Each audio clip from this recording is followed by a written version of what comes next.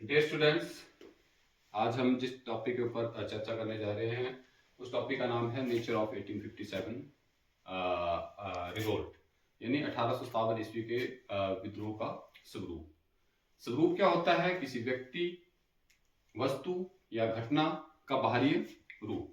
1857 ईस्वी के विद्रोह के लिए बहुत सारे कारण जो थे वो जिम्मेवार थे, जिनको 1857 ईस्वी के पश्चात अलग अलग इतिहासकारों ने अपने अपने तरीके से उनको परिभाषित करने की कोशिश की।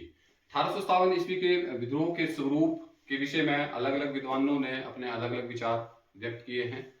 इसमें कुछ एक विचारक जो हैं उसमें उन्होंने 1857 ईस्वी के विद्रोह को सैनिक विद्रोह की संज्ञा दी है।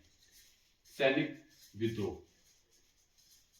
इस श्रेणी में जो इतिहासकार आते हैं उसमें पश्चिमी इतिहासकार और भारतीय इतिहासकार दोनों ही शामिल हैं। पश्चिमी इतिहासकारों की बात करें तो उसमें के मॉलिसन, ट्रेविलियन, जेम्स आउट्रम, डब्ल्यू टेलर जैसे इतिहासकार हैं, जिन्होंने 1857 ईस्वी के विद्रोह को एक सैनिक विद्रोह की संज्ञा दी है। साथ में ही मुंशी जीवनलाल, मोइनुद्दीन, दुर्गादास बंदोपाध्याय और सर सैयद अहमद खान, उन्होंने भी 1857 ईस्वी के विद्रोह को एक सैनिक विद्रोह की संज्ञा जो है वो प्रदान की है। उनका मानना था कि ये विद्रोह जो था एक सैनिक घटना से शुरू हुआ और इसमें अधिकतर सैनिकों ने ही हिस्सा लिया। दूसरा जो मत है वो आता है स्वतंत्रता का प्रथम संग्राम। स्वतंत्रता का प्रथम संग्राम, इसमें जो इतिहासकार है उसमें अशोक मेहता, पंडित जवाहरलाल नेहरू, वी.डी. सावरकर और एक उस समय के तत्कालीन इंग्लैंड के रूढ़िवादी दल के नेता बेंजामिन डिज़रायली थे। उन्होंने भी इस विद्रोह को स्वतंत्रता का प्रथम संग्राम की संज्ञा दी है। अशोक मेहता ने तो अपनी किताब 1857 के विद्रोह में इसे राष्ट्रीय आंदोलन की संज्ञा दी है। दूसरी तरफ एक और अगला मत जो है वो है आपका किसान और जनसाधारण का विद्रोह।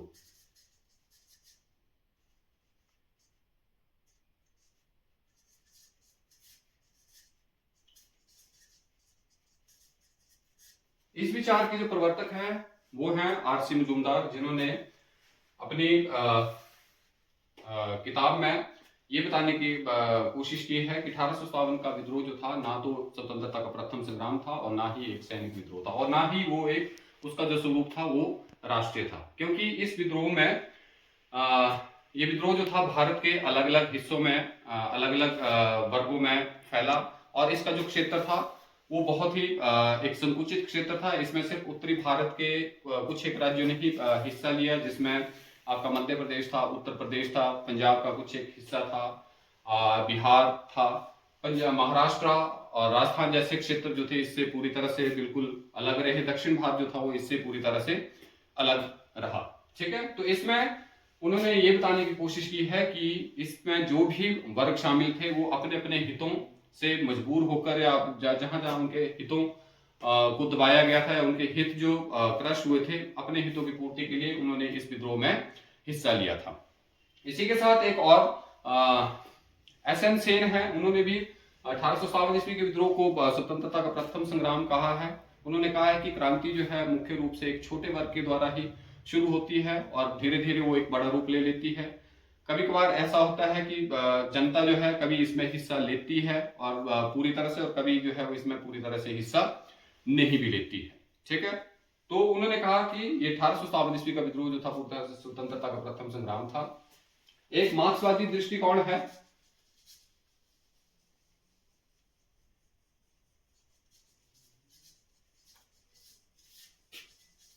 मार्क्सवादी दृष्टिकोण में कि जो इतिहासकार हैं उन्होंने इस विद्रोह के बारे में अपना तर्क जो प्रस्तुत किया है कि ये आम जनसाधारण का सामंतवाद और तत्कालीन जो ब्रिटिश शासन व्यवस्था थी उसके खिलाफ ये विद्रोह जो था किया गया था। अंत में हम यही कह सकते हैं कि 1857 ईस्वी का जो विद्रोह था, हालांकि इसमें सब भारत के सभी वर्गों ने हिस्सा नहीं लिया, परंतु फिर भी इसका जो आधार रूप था वो एक राष्ट्रीय था। इसमें लोगों ने साम्राज्यवाद को जड़ से उखाड़ने की पहली कोशिश जो थी वो इसमें की गई। हालांकि इससे पहले भी बहुत सारे ऐसे विद्रोह हुए, परंतु उनका आधार जो था क्षेत्रीय रहा था।